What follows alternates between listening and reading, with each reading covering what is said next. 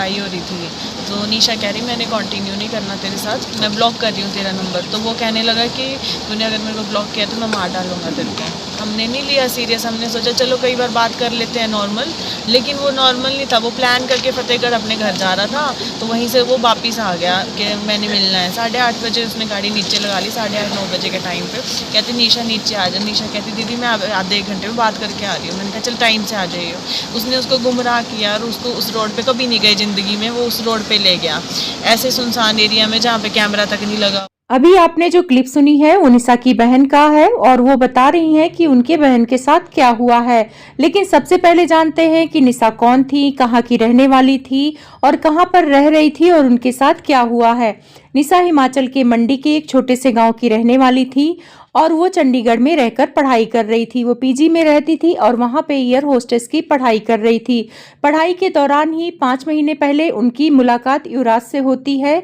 मुलाकात के बाद इन दोनों में दोस्ती हो जाती है। दोस्ती इन लोगों की प्यार में बदल जाती है। इन लोग को मिले अभी 5 महीने ही हुए थे। इन लोगों में थोड़ा बहुत अनबन हुई थी और इसी दौरान निशा की छुट्टियां पड़ गई थी, तो वो हिमाचल चली गई थी अपने गांव। वहां पे युवराज का फोन आया और ब्लैकमेल करने लगा कि मुझे ब्लॉक से हटाओ, नहीं तो मेरे पास कुछ वीडियो है जो मैं सोशल मीडिया पर डाल दूंगा। इस बात से निशा काफी डर गई और उससे मिलने के लिए तैयार हो गई। वो अपनी बहन को बोलती है कि मैं चंडीगढ़ जा रही हूँ कुछ काम से और मैं युवराज से मिलके वापस आ जाऊंगी। उसकी बहन ने कहा हाँ। उसकी बहन को सारी चीजें पता थी कि वो युवराज से रिलेशनशिप में थी। उसने अपनी सारी बातें अपनी बहन को बता रखी थी। जब वो युवराज से मिलने आती है, अपने पीजी के बाहर वो गाड़ी लेके खड़ा होता है और वहां से उसे बिठा के ले जाता है। उसी दौरान उसके बाद इसका फोन बंद हो जाता है निशा का, तो उसके परिजन काफी परेशान होते हैं। उन्हें लगता है कि वो कहाँ चली गई है। पुलिस में एफआईआर कराते हैं। तो 21 तारीख को फोन आता है उनके परिजनों को कि पंजाब के पटियाला भाखड़ा नहर में एक लाश मिली है, आप लोग शिनाख्त करिए। तो वो लोग आते हैं और शिनाख्त में पाया जाता है कि वो लाश निशा की है। लाश को देखकर उनके परिजन रोने लगते हैं। लाश अर्धनग्न में पाई जाती है और हाथ पैर बंधे होते हैं। उनके पिता ने बताया कि निशा अंगूठी और चैन पहनी हुई थी, वो भी उनके शरीर से गायब है और हाथ पैर बांध के उनके शरीर पर चोटों के निशान हैं। जब पुलिस तफ्तीश करती है तो पता चलता है कि पीजी से उनके ही बॉयफ्रेंड ने उन्हें बिठाकर ले गए थे 20 तारीख को। उसके बाद से ही निशा गायब है और युवराज फतेहगढ़ के रहने वाले हैं। वो अपने घर जाने वाले थे और फतेहगढ़ और पटियाला आसपास ही पड़ता है, तो उस रास्ते से उनको लाकर मार के भाखड़ा नहर में फेंक दिया।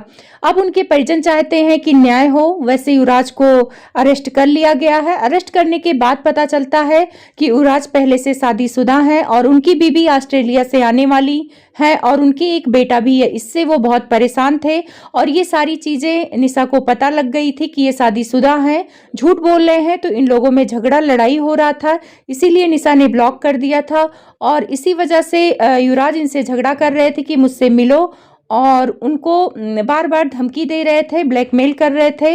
इसी वजह से निशा का उन्होंने कत्ल कर दिया कि कहीं ये सारी बात उनके बीवी के सामने खुल ना जाए, क्योंकि निशा से उन्होंने वादा किया था कि वो शादी करेंगे। निशा शादी के लिए दबाव बना रही थी, इसी वजह से युवराज डर गए।